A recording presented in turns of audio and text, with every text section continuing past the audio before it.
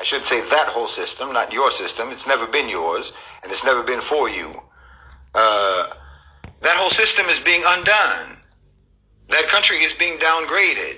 And just as the United States of America is withdrawing from the global stage and is becoming a regional power instead of a global hegemon, in that same way, there is a withdrawing or a receding taking place domestically as well. You understand? The government is receding. It's withdrawing from governance. You see, when I use the word contracting, when I said it's a contracting empire, I use that word very deliberately. The social contract was only ever selectively upheld anyway. It was only selectively upheld in the first place, but now it's being nullified altogether. Like I said, I talked about this many times. I know I've talked about this many times, and I've explained this many times. And there are two main reasons why I have ever talked about it. The first is just to let you know what is actually happening in that country and what to expect in that country in the next coming years, in the next few years, in the next few decades.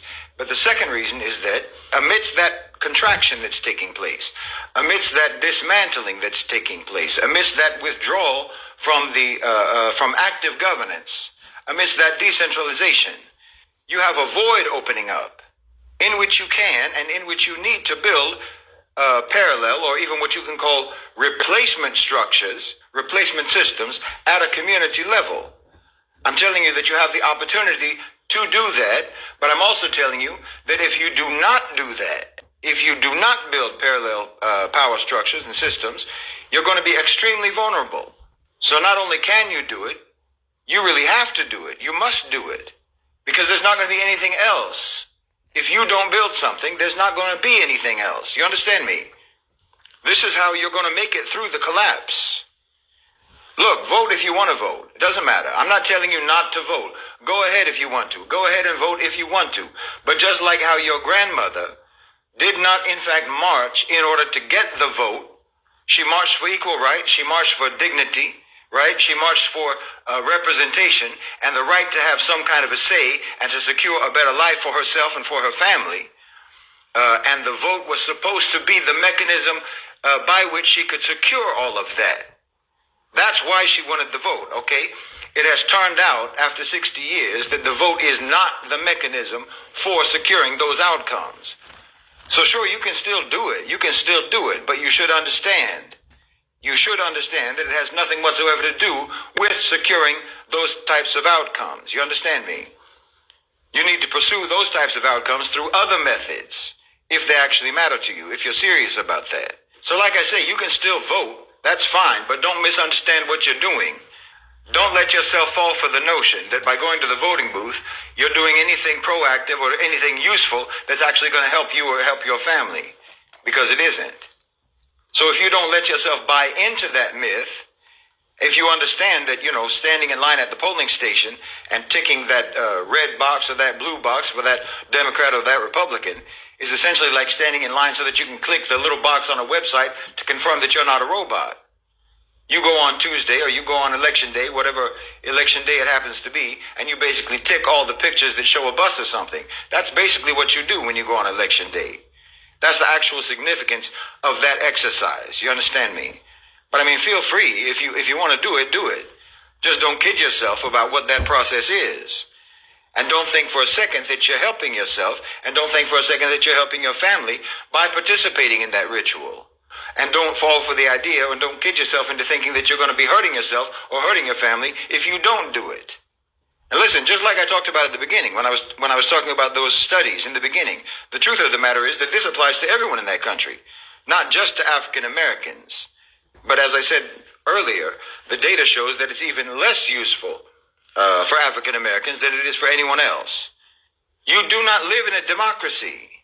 Understand that. You live in an oligarchy cosplaying as a democracy. It's like that wolf in sheep's clothing, you know, the predator wearing camouflage that looks like his prey.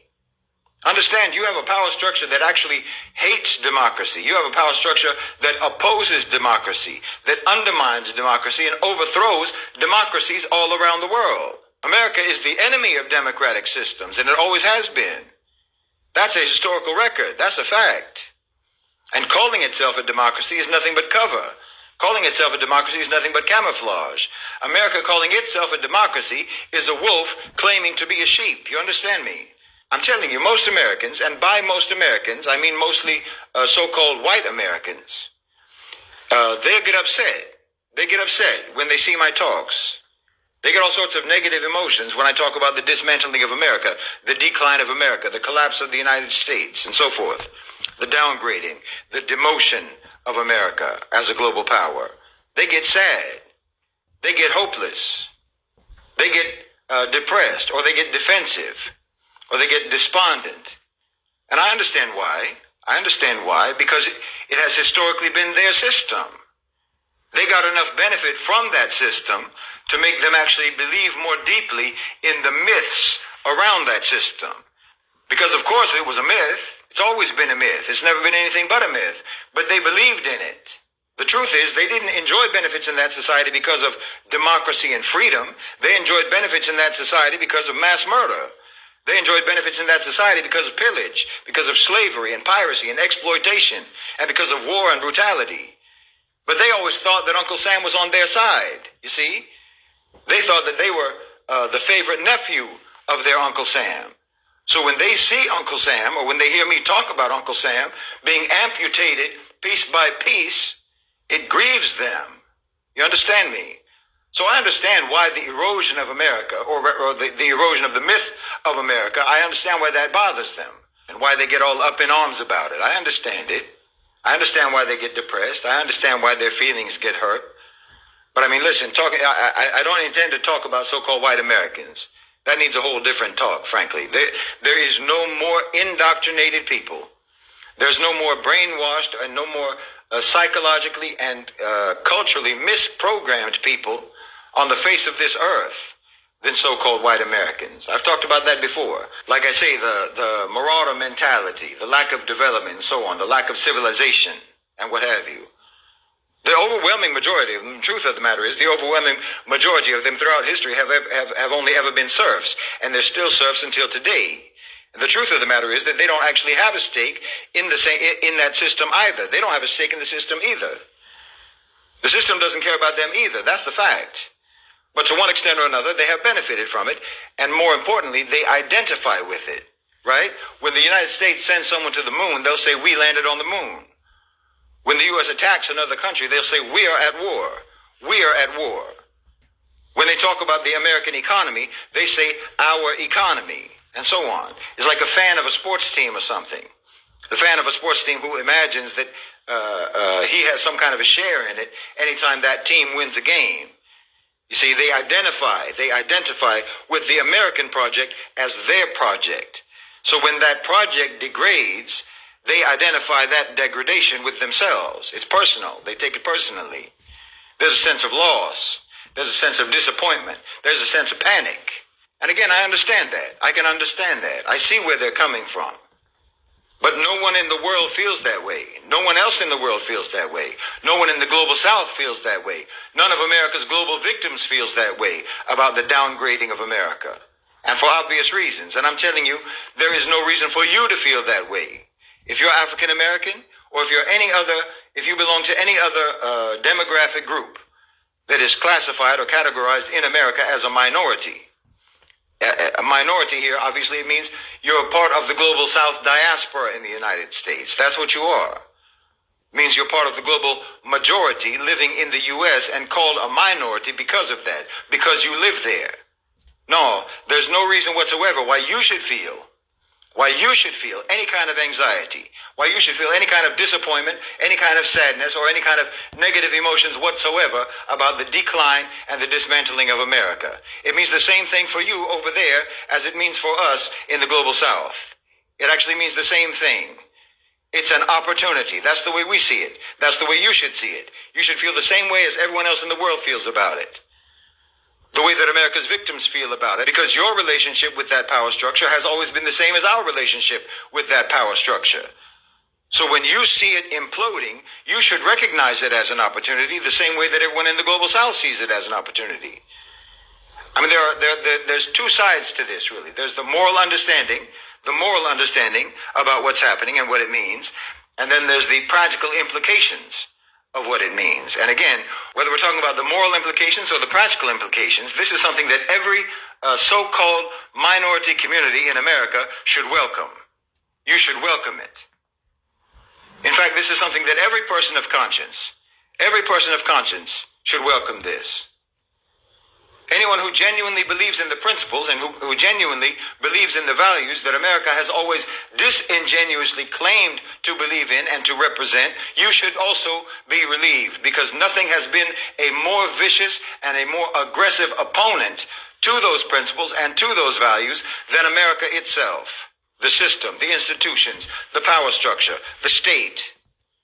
So anyone with any sense will recognize that number one, the contraction of the state, the contraction of the power structure, the implosion of the power structure, the dismantling of the power structure, that means space will open up for the development of community sovereignty and parallel systems.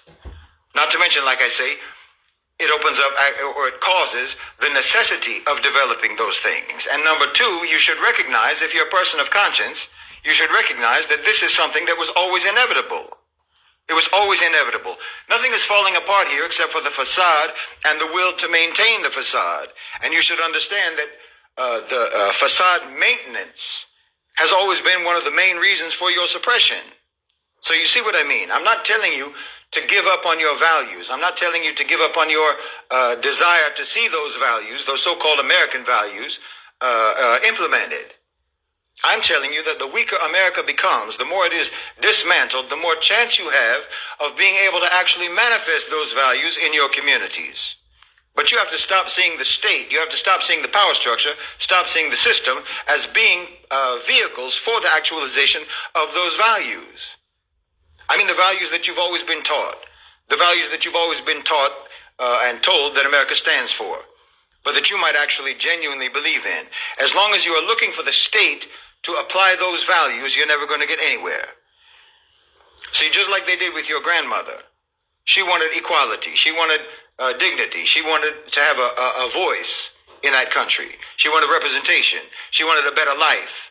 And what they gave her was the vote, a vote that is meaningless, a vote that was unimpactful before they ever even gave it to her. It was a sleight of hand they pulled. So you have to recognize that the only way that you're ever going to be able to get anywhere in that country is not by going through the system or by trying to get the system or trying to get the power structure to give you anything. The only way that you're going to get anywhere is if you can get that system and that power structure off of your back. Get that power structure and get that system out of your community as much as possible, to where you can actually establish your own structures, to where you can actually establish your own structures that operate according to the values that you actually stand for and believe in, and that the power structure has never stood for or believed in. See, just like the global south, just like Africa, the Middle East, Asia, Central and South America, and so forth, they knew a long time ago that the only way that they were ever going to have any kind of a decent life, the only way that they were going to ever have any kind of a chance at prosperity, a chance at security, a chance at societal well-being, was by trying to disconnect as much as possible from America. And the same goes for you. The same goes for you. You need autonomy. And I'm telling you that you are entering a period now in which this is not only going to be possible, it's going to be necessary. Yes, you're entering a period that I think is going to be the great redemption for so-called minority communities in the U.S., particularly for African Americans. And I don't mean redemption in the sense of, you did wrong and you have redeemed yourself, that you've atoned. That's not what I mean. I mean it like the way you redeem a coupon or the way you redeem an IOU, like vindication, like setting things right, like getting what's due, getting yours, getting what's due to you. Yes, you can say a reckoning. You can call it a reckoning. America is facing its reckoning. And there are going to be those who come out badly, and there are going to be those who come out better off, because there are those who have been wronged, and there are those who have done wrong. And the reckoning is going to be settling all of those accounts, in my opinion. I'm not being hyperbolic. The truth of the matter is, the tables are turning. They're turning globally, and they're turning domestically within the United States. I'm not saying it's going to be easy. It's not going to go easy. It's going to be very chaotic. It's going to be very dangerous. And like I said, there are still going to be segments in that population, in America. There's still going to be segments in the population. They're going to try to fight tooth and nail to hold on to that myth. And like I say, that means holding on to the oppressive, violent social order. It means holding on to the racial hierarchical order and so forth. And that's what you're seeing now. You're seeing that now.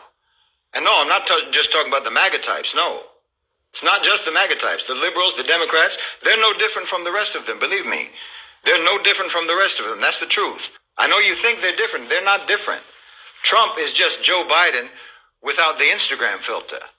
Red and blue are just two different coats of paint on a single white foundation. Republican and Democrat are just different moods. They're just different personalities of the same power structure, the same myth maintenance system, the myth maintenance system that will employ the most brutal methods without any hesitation whatsoever. Doesn't matter if it's a Democrat or a Republican. But like I said before, what's happening in America is the onshoring of previously offshore colonization and extraction. And that's going to be applied across the board to all demographics. The neoliberal economic programs that they used to use to plunder countries all across the global south are now being applied at home, and that's going to intensify, and no one is going to be spared. You need to know that. No one is going to be spared. No one is going to have, protected hands-off status, because this is not being done for the sake of America. It's being done for the sake of a national capital. It's being done for the sake of the national owners and controllers of global financialized capital who have completely untethered themselves from any sort of nationalism. They've untethered themselves from any sort of patriotism or any sense of investment in the old obsolete priorities of the American power structure. Well, who depended on that power structure all this time? What demographic depended on the power structure? Which one relied on the backing of that power structure all this time? Who's been the priority? What demographic group has been the priority of the power structure all this time? Who's always actually had the real protected, the real privileged status in that society? That's going away. Look, when I go through my comment section, who do you think I see? Who do you think I see most often talking about, I have to get out of this country? I'm planning on moving out of this country. Who do you think is melting down? Who do you see having meltdowns on social media, in public, screaming at their phone camera, crying at their phone camera, yelling, weeping, begging for someone to come, for anyone to come and save them, begging for someone to come and fix things, to lead them, to rescue them? Well, you obviously know who it is. You know which people are doing that. It's the same people who never built anything for themselves. It's the same people who never had to build anything for themselves. I'm not saying this as a put down. Understand, I'm not saying this as a put down. It's just another data point. This is what I'm telling you. It's another data point. I'm saying that the way that that country is going, the direction that that country is going, the skill set of the oppressed is going to have a massive advantage over the skill set of the privileged. And like I say, again, this is when you see that hunter-gatherer mentality, that marauder mentality. I have to get out of this country, you see? Let me get my passport and go somewhere else. If I'm not going to get my privileges, if I'm not going to get my comfort, if I'm not going to have my convenience catered to, then let me get out of here. Let me go elsewhere. Greener pastures, you understand? Scavengers. There's no patriotism. There's no nationalism. There's privilegism. There's get-mineism. They'll drop that country. They'll drop that country the same way that their elites are dropping that country. I mentioned before that JFK quote. I've talked about it a few times. Ask not what your country can do for you, ask what you can do for your country. Well, when he said country, he didn't mean you. He didn't mean African Americans. He didn't mean Latino Americans. He didn't mean Arab Americans or Asian Americans or Muslim Americans or anybody else. Country here refers to one specific demographic. It means ask not what white people can do for you, ask what you can do for white people. Yes, that's what it meant. That's what it means. Like I said, they identify with the country and they identify the country with them. And that's the only reason why they identify with the country. That's the only reason why they actually identify with the country, because the country has always meant them. So the minute it does not mean them, they're booking their flights out. They're booking their flights out of there. I told you they don't believe in anything. Listen to me. They believe in a full belly. That's what they believe in. They believe in what a wolf believes in. I'm not being racist. I'm not trying to generalize about white people. I'm not saying that they're genetically predisposed to that or something. I'm saying that their culture has let them down as human beings. Their culture, their system has betrayed them. It has betrayed them by never cultivating them, by never civilizing them properly, by teaching them that cheating and the stealing and pillaging and appropriating and exploiting, by teaching them that violence and colonization and so on, that all of these things are viable, sustainable, acceptable pursuits, and that they don't inevitably lead to where they have led, to the situation that they're in now. They were lied to, and they believed it. They were lied to. They believed that they were told that skin color is a metric of value. Skin color is a metric of superiority or inferiority. They were taught that what you do has no consequences. You understand? They were taught that predation and plunder are actually successful, sustainable life strategies. Again, I don't mean to start talking about so-called white people. The point is that they are unprepared. That particular demographic is unprepared for what is coming to that country. They have no coping skills. They have no community. They barely even have families. You know, when you have enjoyed unearned privilege, when you've enjoyed unearned authority, well, what do you think happens when the time comes when you have to actually earn it? You have to actually earn it now, but you never actually learned the requisite skills, the discipline, the work ethic, the wisdom, the sacrifice, and so on. Well, it's very easy to predict how that's going to turn out. It's very easy to predict how that's going to go. I said the tables are turning. The tables are turning, or more accurately, we're entering the consequences phase. And like I said, that's going to be bad for some people and it's going to be good for some people. So when I talk about how the United States of America is declining, when I talk about how it is imploding upon itself, when I talk about how it is disintegrating and being actively dismantled, how you receive that information will depend entirely upon your relationship with the power structure. And your relationship with the power structure is going to determine whether it's good news for you or it's bad news for you. Because I'll tell you, no matter how messy it might end up being, no matter how disruptive it might get, and it will get disruptive, no matter how much instability it causes in that society, it's good news for most people. Yes, most people on the earth, and even most people in America. Because the truth of the matter is that your power structure has always been diabolical. And what's happening now is nothing but justice. What's happening now is nothing but justice. And I don't mean retributive justice. I don't mean vengeance. I'm not even talking about the what goes around comes around concept of justice. I'm talking about the kind of justice that is encoded into the universe itself. This is the moral physics that I've talked about before. I'm talking about how certain paths, if you take a certain path, I already know where you're going to end up. If you're going on that path, I already know where you're going to end up. If you build a structure in a certain kind of way, that structure, the way that you build that is either going to comply with sound engineering or it doesn't. You understand? It either applies sound architectural principles and techniques of construction or it does not. And so I already know from the beginning whether or not that structure is going to stand or whether or not that structure is going to fall. I know that before you even finish building. You can already know that. I'm talking about the justice of inevitability. That kind of justice. Inevitable justice. The justice of flawed input resulting in flawed output. Because you cannot defy moral physics, the moral physics that Allah subhanahu wa ta'ala programmed into the universe, and sustain that defiance indefinitely. The outcome of the American project was inevitable from the beginning. They didn't start that project with minor flaws, with minor crimes. No, they inaugurated the American project with literally unprecedented moral atrocities. Race-based, hereditary chattel slavery codified and written into their founding documents. Indigenous genocide that cut 20 million people down to 250,000 people. That's not a project that can ever come to good, even if it wanted to come to good, and it never did want to come to good. This is the other moral atrocity. This is the other moral atrocity that is woven into the American horror story.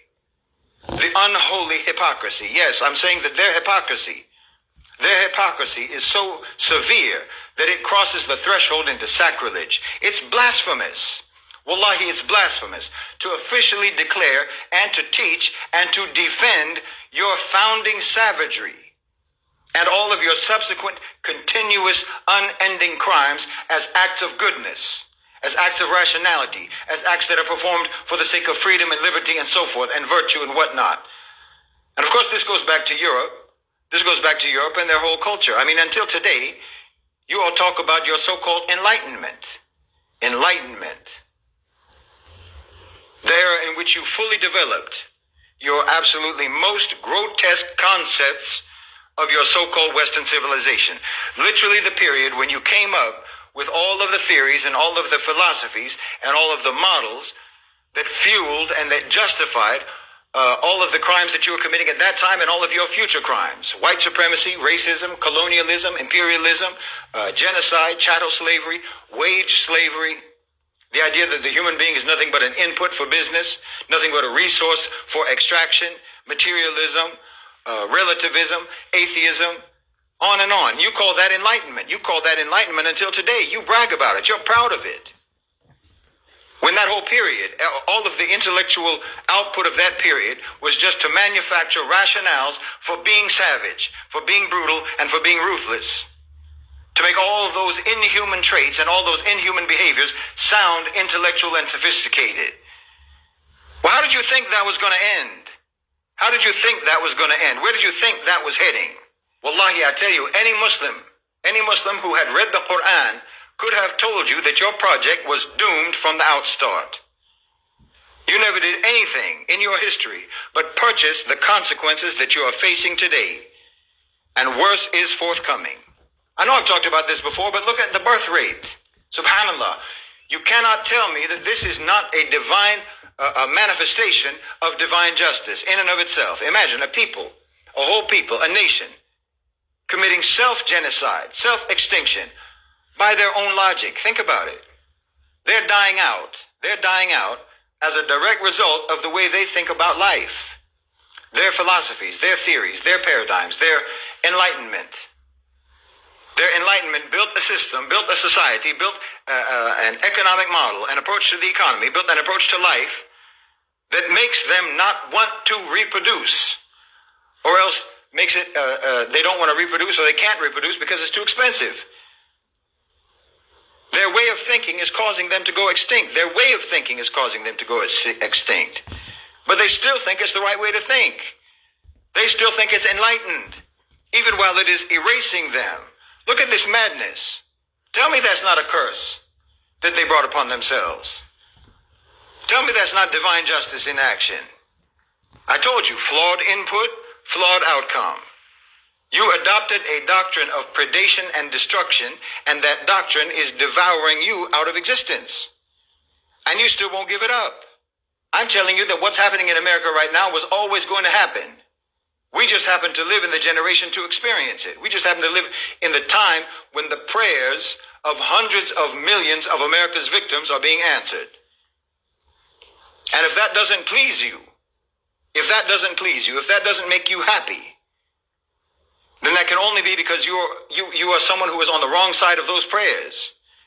Because this is justice. So yes, I'm telling you, your Democrats, your Republicans, they're both defense attorneys. You understand me? They're both defense attorneys for the worst serial killer, mass murder, war criminal, satanic monster in history, Uncle Sam. Yes.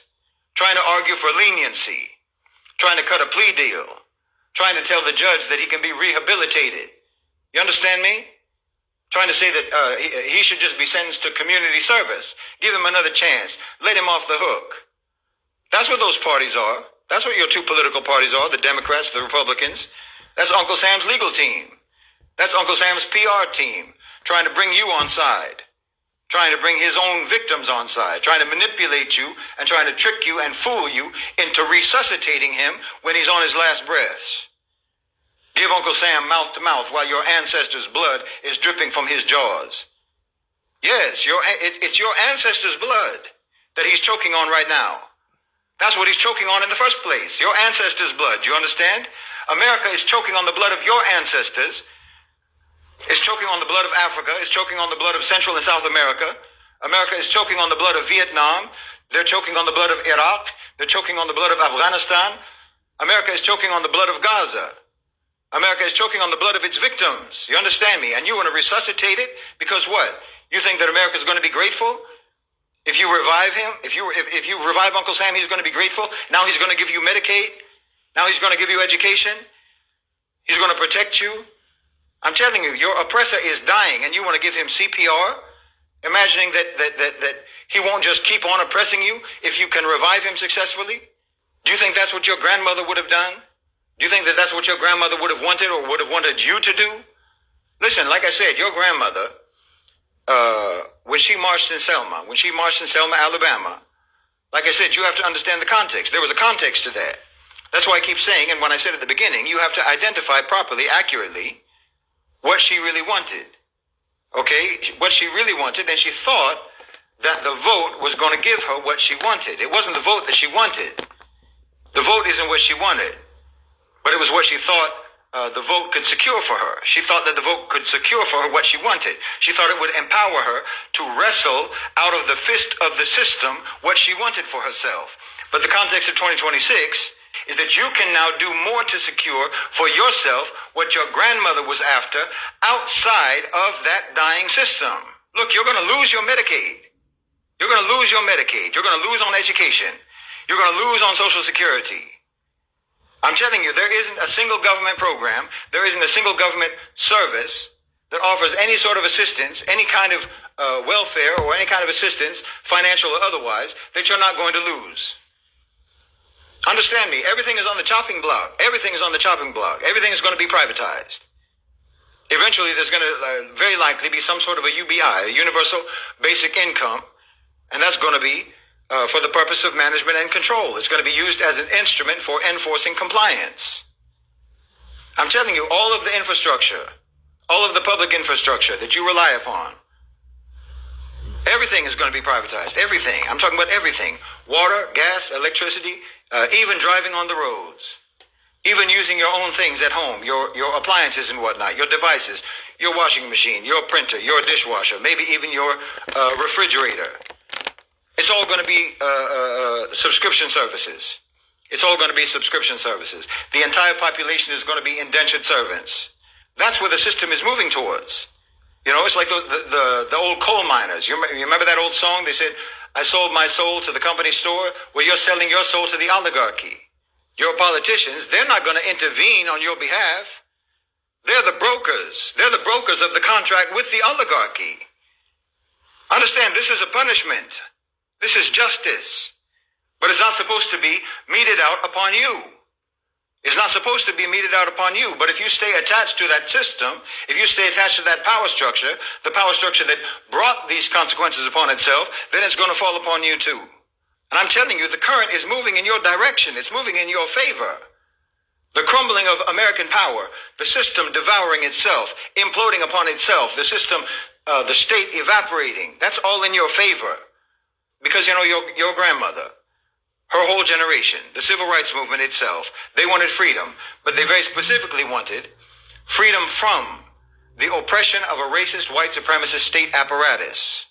And they thought that they could get that freedom by getting the vote, right? But the last 60 years, as we've been talking about, has indisputably demonstrated that that's not the case. That system was never going to give you freedom.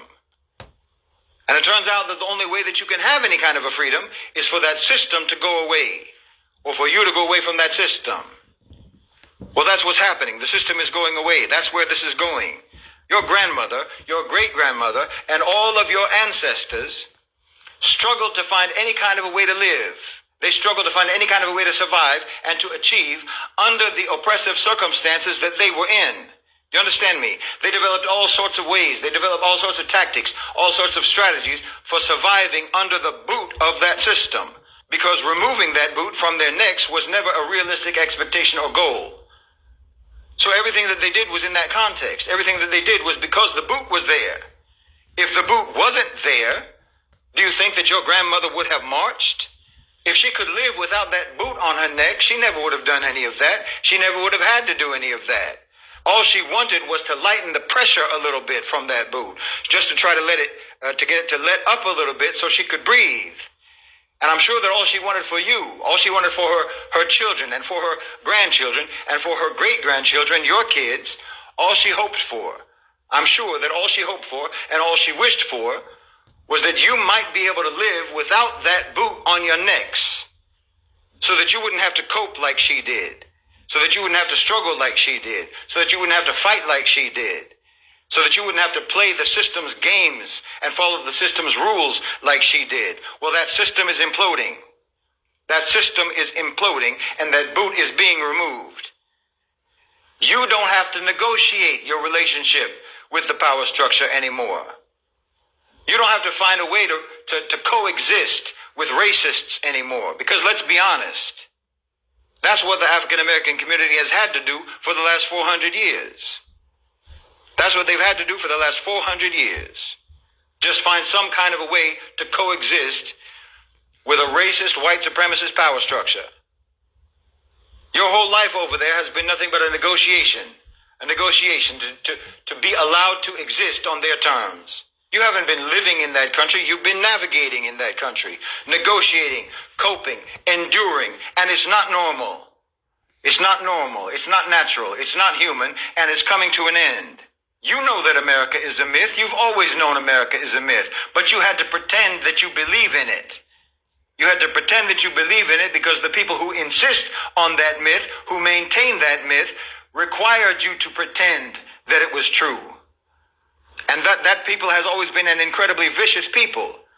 So you wave their flag and you talk about voting, you talk about democracy, you talk about this party, that party, Republicans and Democrats and so forth, as if you believe in their myth. Right? As if you believe in the myth of their democracy, as if you believe in the integrity of their system. Because the most dangerous thing that you can do is let a criminal know that you know he's a criminal. So you have to keep your mouth shut. Of course, he knows. The criminal knows that you know he's a criminal, but he needs you to keep your mouth shut. Or better yet, he needs you to praise him. He needs you to vouch for him. He needs you to be his alibi. If you're his alibi, then maybe you have some hope that he's not going to come after you. That's all this is. You understand? When I see an African American or Latino American or Muslim American or any other hyphenated American, you know what I mean? Hyphenated American, which is obviously a very blatant subcategory of so-called citizenship. Any so-called minority, any member of the Global South diaspora, whenever I see any of them in America waving the American flag, talking about democracy, talking about the Constitution, talking about the Bill of Rights, talking about voting and whatnot, and for that matter, whenever I see any poor or working class person in that country, regardless of their race, regardless of their ethnicity, doing any of that same myth maintenance type of performance, I'm telling you, all I see is a hostage. I see a hostage reading from the kidnapper's script. That's all I see. Because you can never overlook the looming threat that is always the subtext of their vocalized patriotism. You know, you sent me this email, this young woman who sent me this email. You sent me this email, and I don't know if you are insulting my intelligence or you're insulting your own intelligence. Because if you think that I think that you believe what you're saying, well, you're insulting my intelligence. I've been talking for a long time now, and I know perfectly well that I have not told you anything that you don't already know. And I haven't told you anything that you don't know that I know. I mean, you're emailing me, presumably, because you're familiar with my content. So you already know what I know about America. You probably already knew what I was going to say. Unless you just wanted to test. You just wanted to test to see whether or not I was going to tell you, yes, sister, vote blue. Vote Democrat. They're the lesser of two evils. Because if I told you that, then you would know that I'm a liar. You would know that I'm a fraud. If I told you that, you would know that I'm actually still going to reinforce American mythology that has kept you captive and all of your ancestors captive. Then you'd know who you're dealing with, and then you'd know what script to use. Because like I say, your whole life has been like that. Your whole life over there has to be like that. Always negotiating, always trying to identify what sort of a role you have to play with this person or that person. And by now you know every script. You know every script for every role that might ever come up in any social interaction. Well, let me tell you, I've explained this before. I've said it before on the channel, but let me explain it to you. I am not guided by nationality. I am not guided by heritage, by race, by origin, by class, by any agenda or any interest. Alhamdulillah, I'm a Muslim and I am a witness before Allah subhanahu wa ta'ala. I am personally guided and my identity is determined by the ayah in Surah Al-Baqarah, from which Middle Nation takes its name and in which we are called to be. Hey, Salakia, bro, for the long video, but this guy's going off by being a Muslim, but that's him. But he's speaking facts about America. So, with that being said, I'm going to give all praises to Yahweh, Bahashem, Yahushua, Bahashem, Rakak Kwadash. And this guy was speaking facts, man. He was not holding anything back. He was speaking facts. You know, so, I mean, he wasn't lying about America, colonialism, you know, and how America achieved their goals, how they became rich. He was just bringing it out, you know. So it is what it is, man, you know. Hey, Shalom.